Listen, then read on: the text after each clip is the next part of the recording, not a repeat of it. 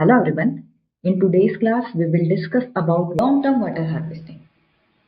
So, the long-term water harvesting technique is done for building a large water storage. जब large water storage करना हो या fish farming करनी हो, electricity generate करना हो, so जो भी structures बनाएंगे जिसका storage capacity ज़्यादा है, that is known as the long-term runoff water harvesting technique. So, it is done by constructing either reservoir, big pond, area etcetera. So इसके लिए कुछ डिजाइन क्राइटेरिया होते हैं. डिजाइन क्राइटेरिया ये होते हैं कि जो वाटर शेड है must contribute sufficient amount of run of. जैसे हम डिजाइन कर रहे हैं सो लॉन्ग टर्म के लिए मीन्स उसमें sufficient amount of run of आना चाहिए. एक सुटेबल होनी चाहिए जहां वाटर को सेफली स्टोर कर सकें. Appropriate technique must be use to minimise the various type of losses. अब ये लॉसेस कैसे कम कर सकते हैं? लाइक सीपेज लॉसेस को कम करने के लिए लाइनिंग प्रोवाइड कर सकते हैं. इवेपोरेशन लॉसेस को रिड्यूस करने के लिए we can use the settle alcohol and the subsequent use in watershed. And there should be some suitable method of efficient utilization of harvested water for maximize crop yield per unit volume of water. So now the most common long term water harvesting structures are dugout, pond and embankment type reservoirs. So now embankment type reservoir. So this type of reservoir are constructed by forming a dam or embankment on the valley or depression of the catchment area. And जो run off होगा उसे collect करेंगे reservoir में and it can be use as per the requirement. और इसकी जो storage capacity होगी ये डिटरमाइन करेंगे on the basis of water requirement for various demand and available surface run off from the catchment. So कितना surface run off catchment में available है and उस एरिया की कितनी डिमांड है इसके बेसिस पर we decide the capacity of the embankment type reservoir. And ऐसी सिचुएशन जहाँ एक्सपेक्ट कर रहे हैं कि वाटर के हेवी यूजेस हैं उस केस में जो स्टोरेज कैपेसिटी को इस तरह से रखा जाता है कि वाटर है वो मोर देन 1 ईयर की डिमांड्स को फुलफिल करने के लिए सफिशिएंट हो. नाउ ये जो एम्बैंकमेंट टाइप रिजर्वायर है ये अगेन क्लासिफाइड है based on the purpose for which they are meant और यूज्ड. सो इरिगेशन डैम्स ये भी रिजर्वायर ही होंगे बट इरिगेशन डैम्स है इसका यूज करेंगे. इसका जो वाटर है या इरिगेशन डैम में जो स्टोर वाटर है इसका यूज करेंगे for irrigating the crop. And इसकी जो कैपेसिटी है ये डिसाइड होगी on the basis of amount of input water available and कितने वाटर क्रॉप की वाटर रिक्वायरमेंट है. एंड इन डैम्स में गेटेड पाइप स्पिलवेज प्रोवाइड किए जाते हैं for taking out the water from the reservoir.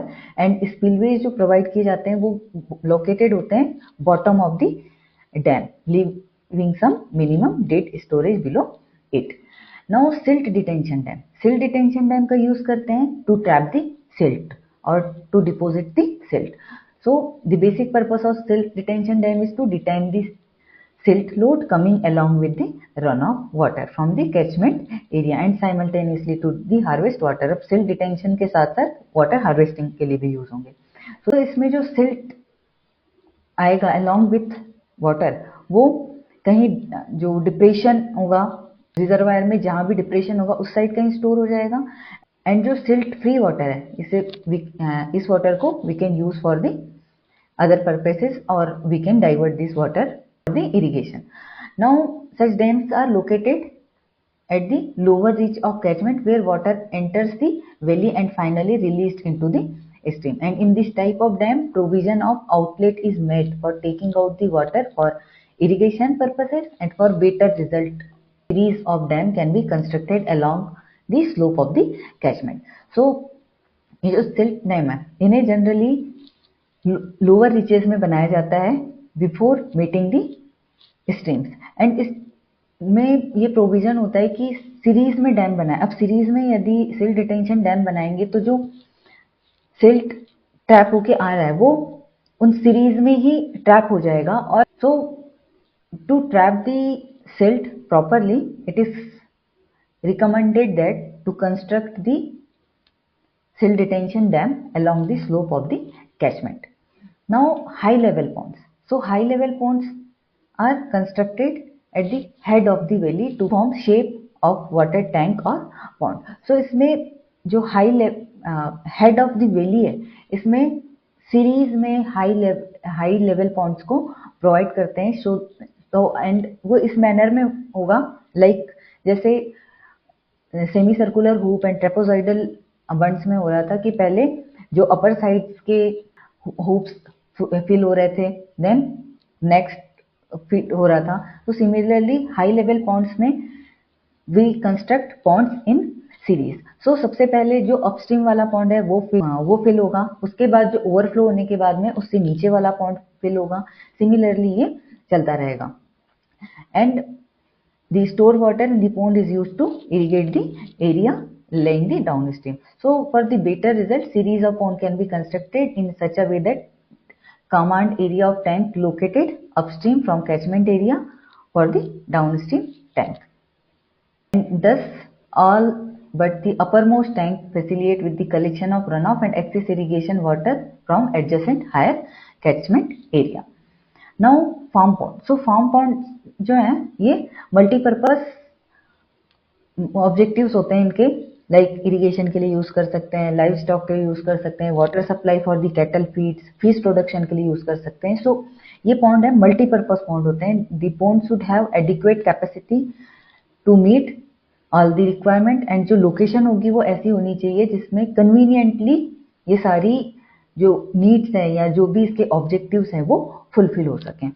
Now water harvesting ponds. So water harvesting are the same as the farm pond, but इसका use करते हैं for the storage of water. अब इसमें water कहाँ से आएगा?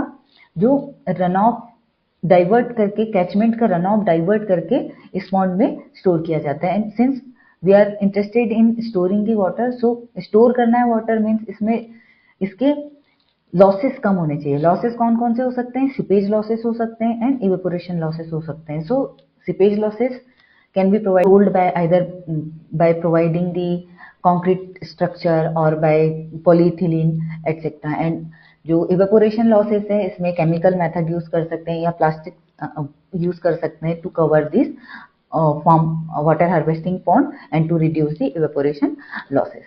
Now percolation dams. So percolation dams generally valley head पे construct करते हैं और इसका provision होता है to promote the percolation.